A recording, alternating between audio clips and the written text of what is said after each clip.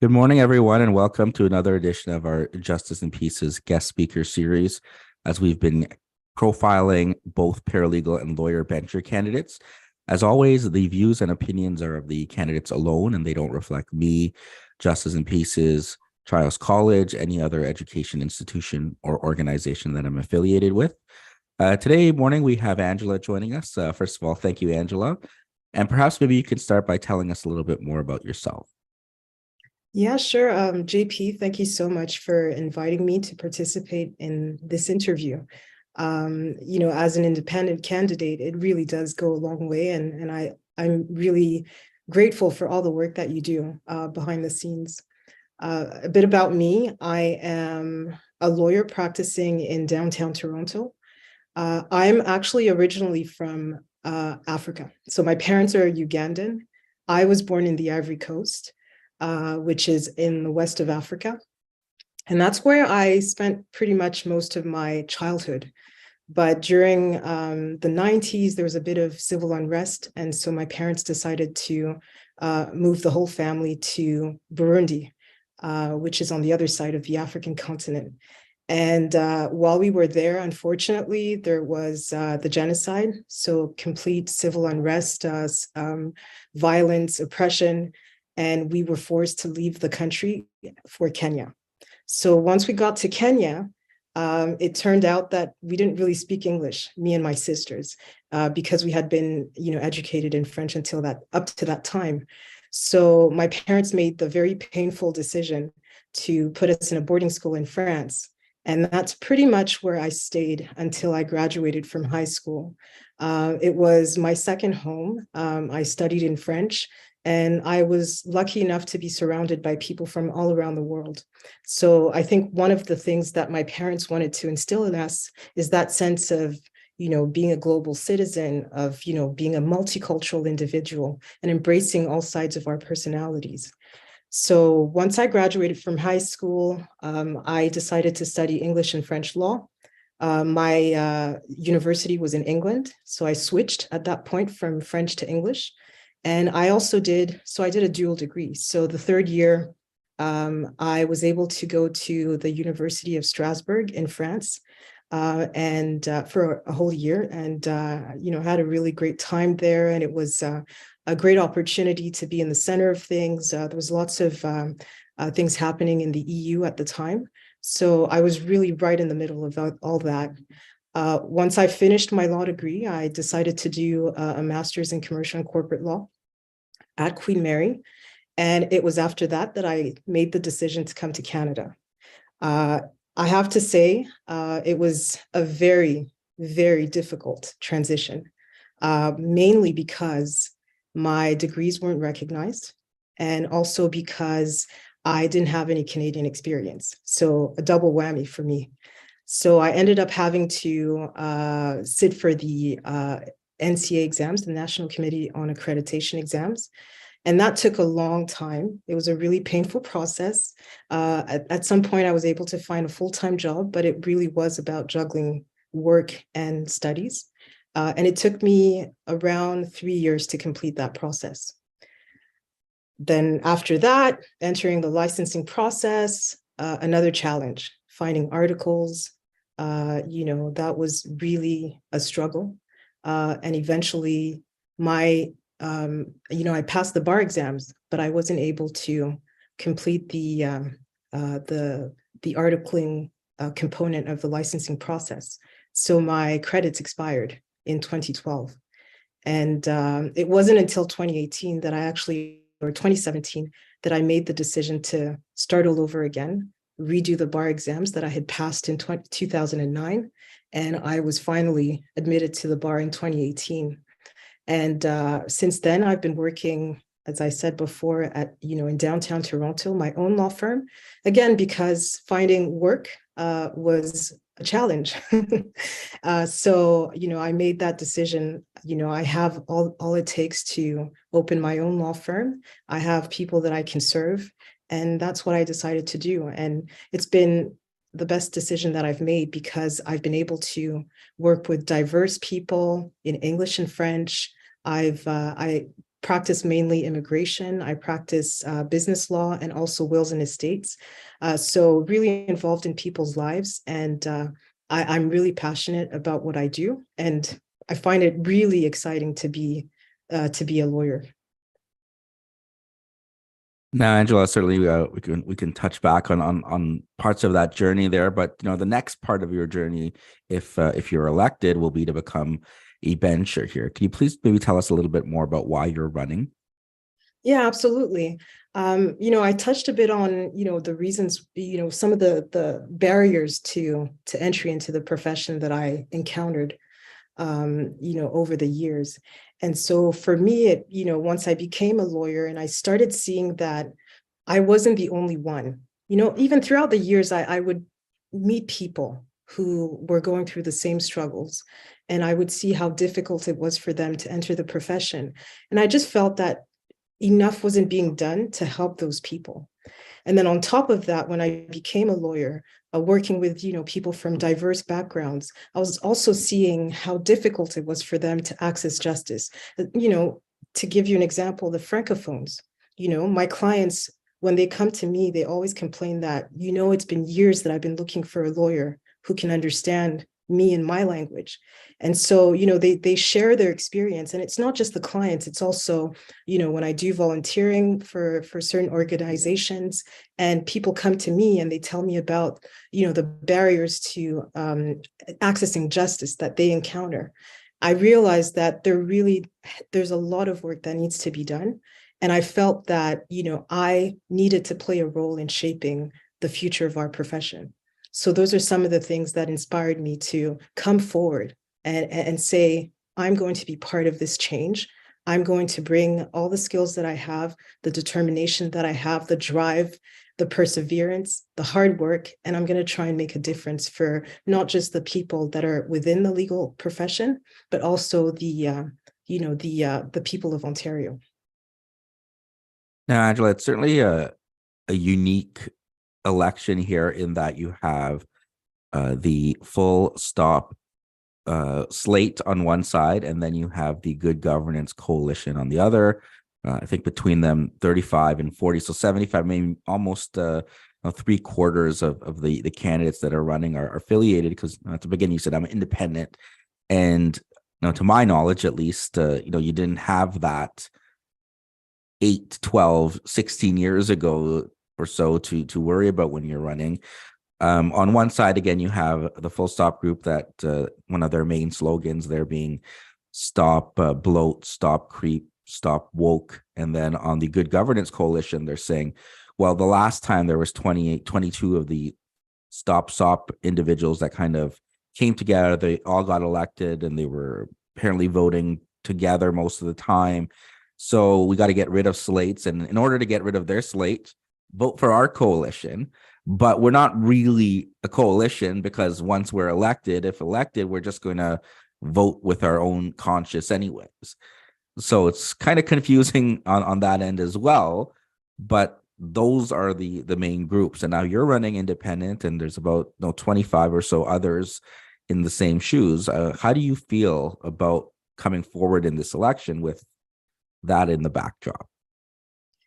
Well, it's funny that you say that, because if you were to ask members of the stop, or at this point they're called the Full Stop slate, they will tell you as well that they don't vote as a block. They all are independent and they have their own views. But the fact is, if you ask me, I don't think that the whole concept of a slate, and you can call it whatever you want, whether it's Full Stop or a good coalition, Good Governance Coalition, I think it's still a slate. And I don't think that that's very compatible with the role of a bencher, because you come in as an individual with, your experience, with your skills, with everything that you have to bring to the profession, and to society. And you make decisions, balanced decisions, having heard everyone's point of view, having considered everything that there is to consider. And then you make that decision in the public interest. So I find it very difficult to see how you can achieve that when you're a member of the slate. And you can say, well, at the end of the day, I make my own decisions. But the fact remains that when you do join a slate, there's a bit of party politics there. You have to toe the party line. So there are certain issues that, the slate believes in or the coalition believes in that you have to necessarily agree with. So that obviously is going to influence the way that you're going to vote on certain issues, the way that you're going to see certain policy issues. So to me, I just think that it's unfortunate that we've come to this point. I don't know if it signals like the way forward for every election. Is there going to be a slate at every election? I don't know, but I don't think that we have the power to stop people from coming together as slates either. So I think it's really at an individual level, we really need to ask ourselves those difficult questions and consider very seriously what it means to be a bencher. What are your duties? What is expected of you? Who are you serving? And then act accordingly. So it's not that I think one side is better than the other. I just think that we need to look at it as we are stewards of the law society. We have duties as directors. We have a role to protect the public interest, and we need to come forward with that clear goal in mind. And at the end of the day, I truly believe that generally we all want the same thing. We all want people to be able to participate, as lawyers. We all want people to feel heard. We all want people to be able to access justice. And I think that rather than focusing on our differences and trying to be right, we really need to come together and work for the public interest, because that's what we're here for as benchers. If that's really what our role is, as opposed to egos, as opposed to who's right, who's wrong. So those are my views on the slates. Of course, people will disagree, but that's the reason why I'm running as an independent.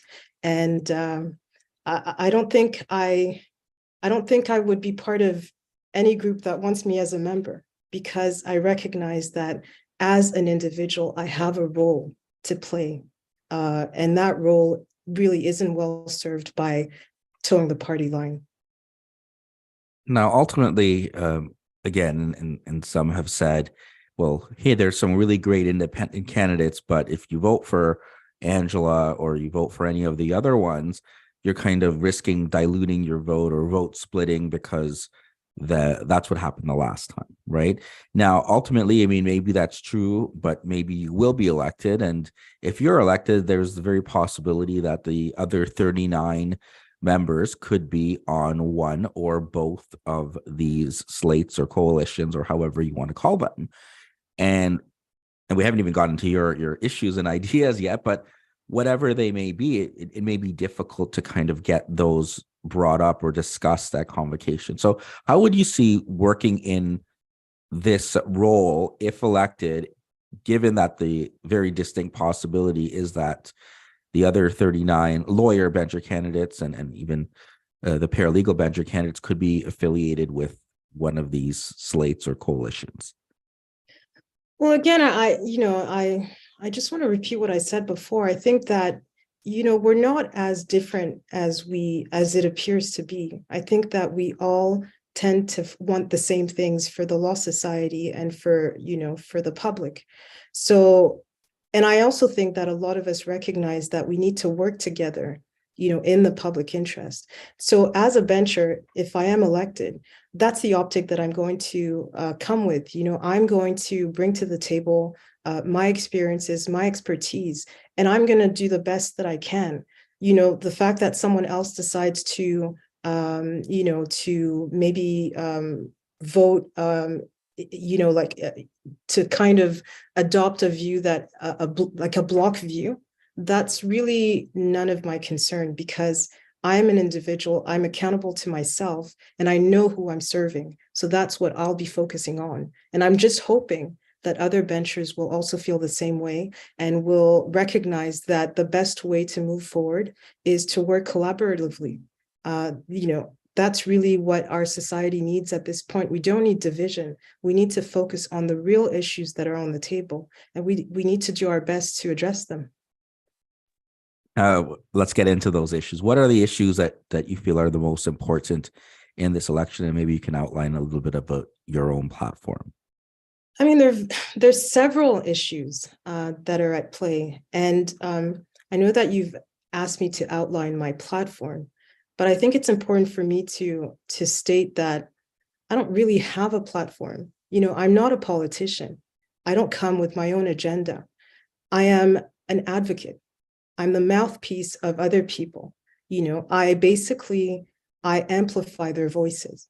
So when you look at the different law associations, when you look at the different people that we are supposed to represent, you see that they all have unique issues that they're facing. And they want us to bring that forward to convocation and address them, come up with solutions that will actually make things better for them. And so that is really what I am focusing on. I've identified, you know, there are issues with access to justice, there's issues with legal aid, there's issues with the funding of libraries, there's issues with, you know, allowing non-licensees to offer legal services. There's issues with foreign trained lawyers not being able to access the profession, racialized individuals that feel that they're not having the same chances as everyone else. So all these issues need to be considered and brought forward and really addressed. So that's my role as a bencher. I want to make sure that people that are facing those obstacles, those difficulties, actually feel like their concerns are being heard, acknowledged, and actually dealt with. Now, you brought up some of those barriers, and earlier you shared some of the barriers you had gone through yourself. Now, perhaps maybe you can go through a little bit more of, maybe you've given it thought. You've heard probably from others about this issue, as you brought up, that what can the Law Society be doing differently to better support those, whether it's through articling or through going into the profession, or coming, being foreign trained or internationally trained. Anything on those points that you can see a better role for the Law Society? Yeah, yeah, absolutely. And I do want to acknowledge that we've come a long way, because when I came back in 2005, it was a completely opaque process. You didn't know where to find information. You were really on your own. Whereas now, the website is full of, like the NCA website is full of information. The Law Society has also tried its, in its own way to alleviate some of the problems that foreign trained lawyers have to go through, including creating the LPP, for people, the legal practice program, for people that are unable to find articles, or at least to address the shortages of articling that we have in our legal society. So there's a lot that's been done, but I think that there's definitely more that can be done, and more in more practical ways, because you find that a lot of foreign trained lawyers, they come here and they waste so much time, just waiting for one process to be over and then to start another process. There's waiting for exam results. There's waiting for you to be eligible to get into the licensing process. There's waiting for you to be able to article. There's at various points, there's roadblocks. And I find that we could do a much better job at leveraging the skills that these lawyers have to bring. We've gone such a long way to allow articling students, for example, and LPP students to appear in court. We've extended the scope of practice of paralegals with the Family Legal Service Provider Permit. Why can't we do something similar for foreign trained lawyers? I mean, these are people that, foreign trained, it could be someone educated outside of Canada, but it could also be people that have already been called to the bar, people that have work experience outside of Canada, and work experience that is relevant to Canada, because it is, it just offers a different perspective. It enriches, the quality of legal services that we can provide to members of the public. So why don't we just leverage that, allow them to work while they're, to work while they're in the NCA process, and actually either get a credit or some sort of exemption for what they've been able to achieve in the community.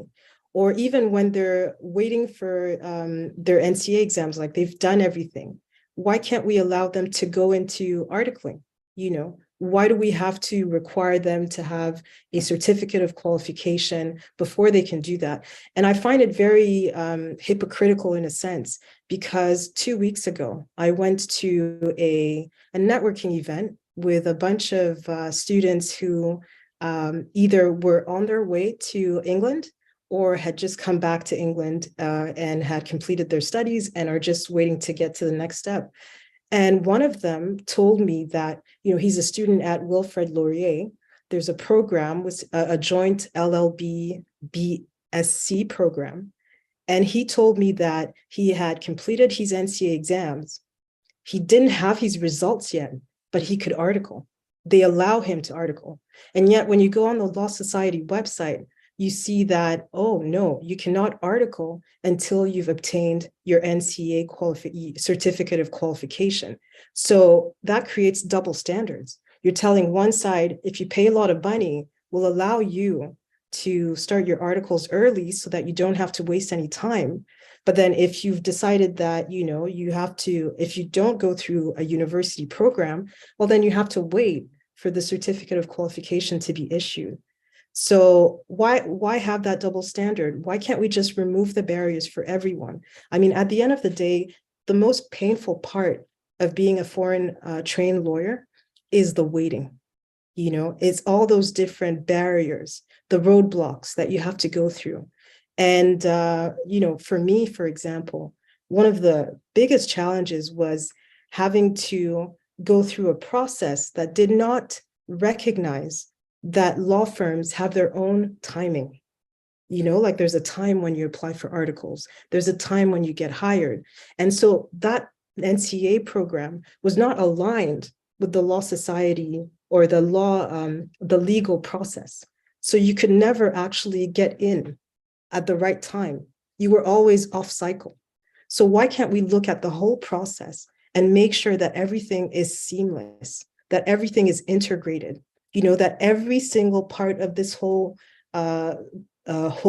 process actually works together, and with a goal of moving people along as fast as possible. Because trust me, I am one of the few people who has managed to be called to the bar. There aren't that many.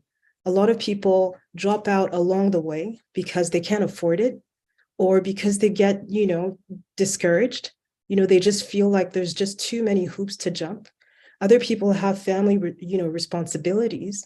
So, they can't just afford to spend all this money and all this time going through different processes. Those are things that we really need to take into account. I mean, it's sad.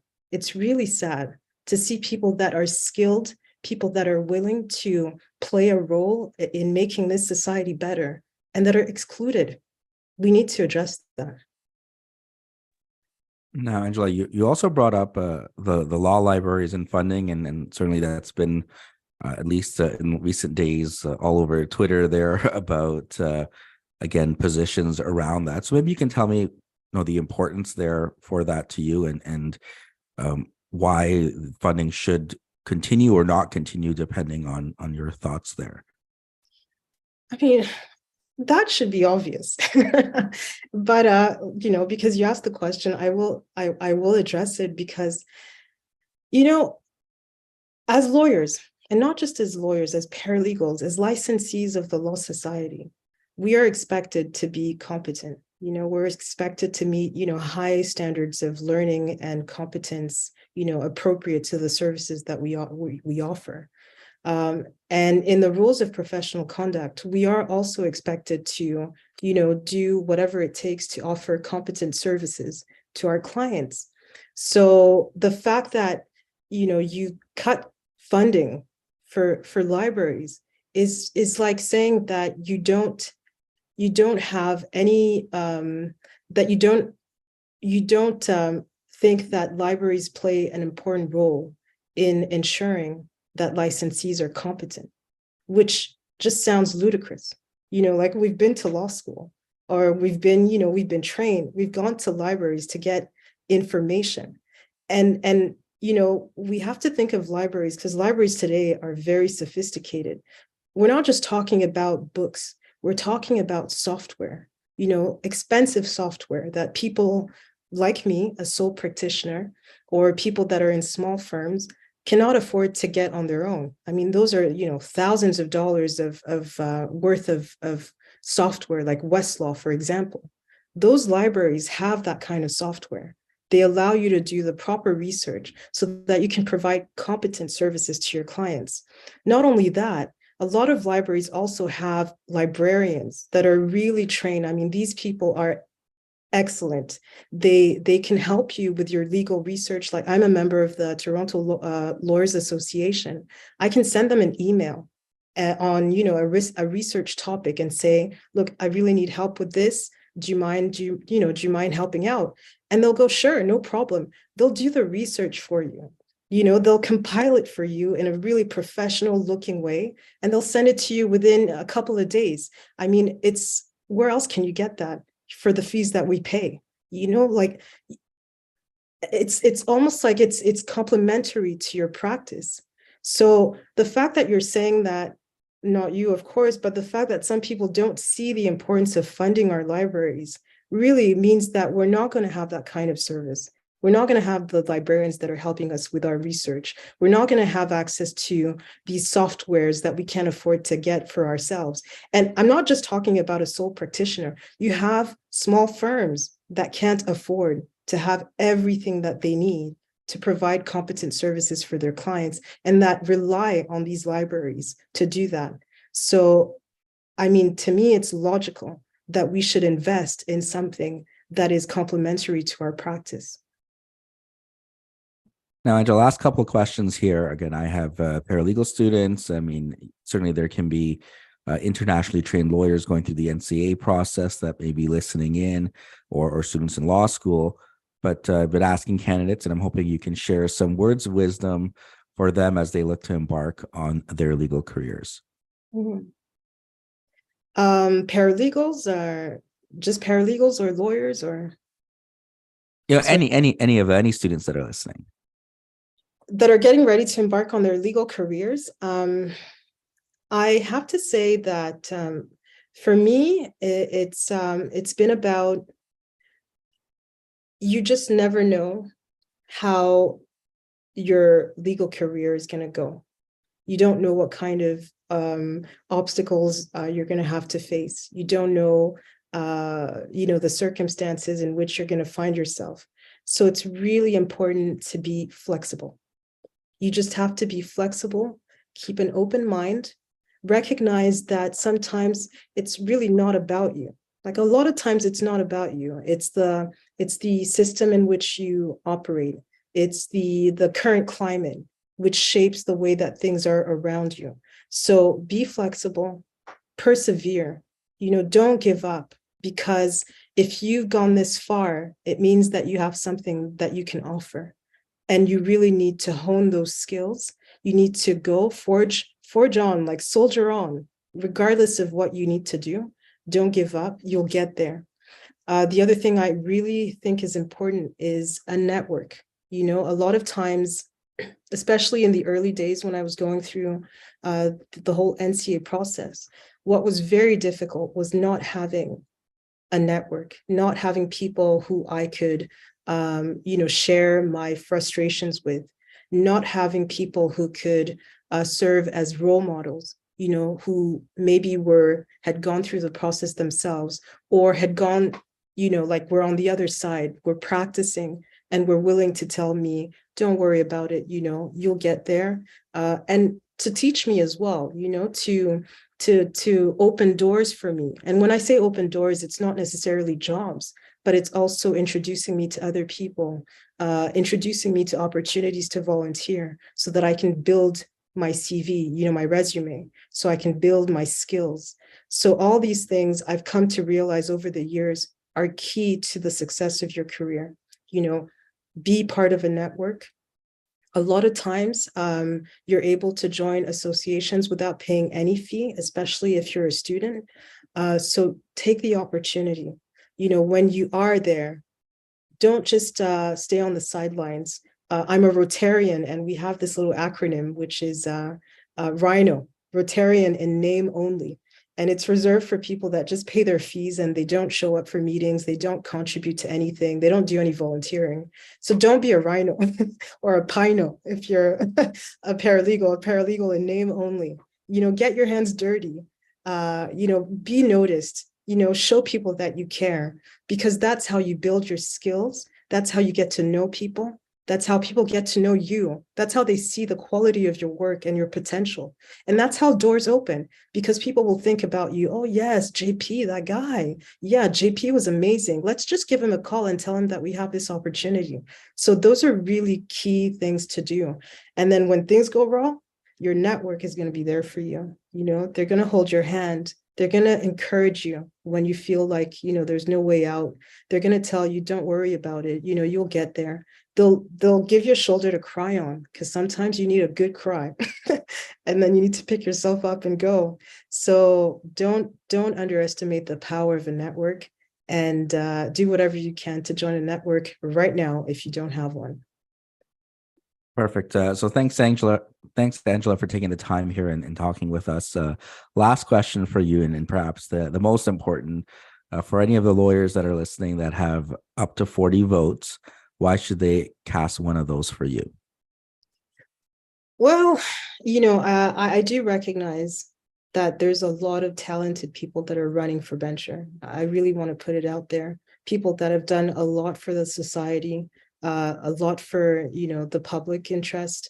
And it's a tough one. It's a tough election. I do think that I am a really good candidate because of the breadth of experience that I have. And I'm not just talking about the obstacles that I've overcome as a foreign trained lawyer, but I'm talking about as well the fact that I'm a francophone. And let's not forget, we do live in a bilingual country.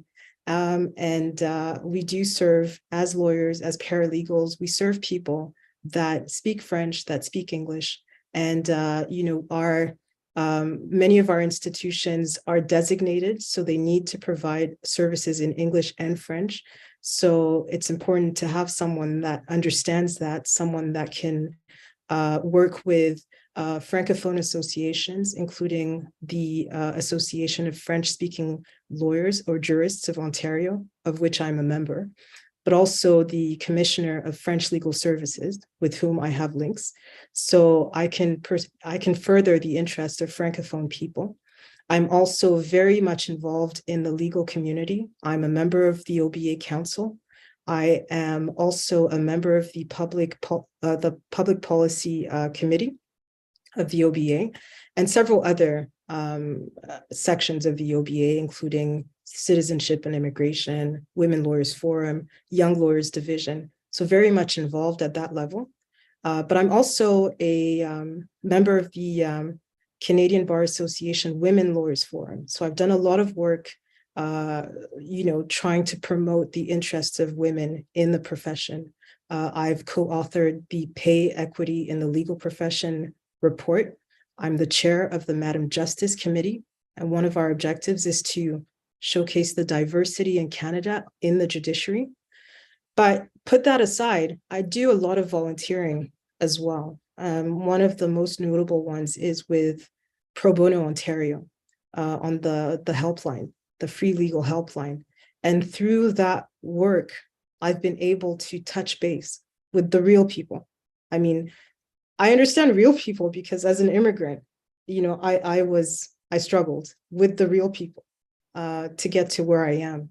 But it's sometimes painful to hear them on the phone and to see what kind of things that they have to go through, and how really important it is to make sure that they do have access to justice in the language of their choice, English or French, that their needs are met, because especially with the pandemic, a lot of people were impacted.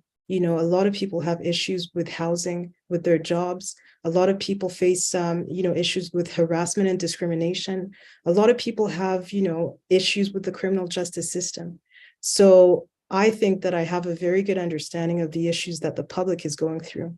And all that experience that I have will really help me be an advocate for those people and amplify their voices as a bencher. All right. So, Angela, thanks again for taking the time to join us. And thanks for everyone for tuning in. Take care. Thank you.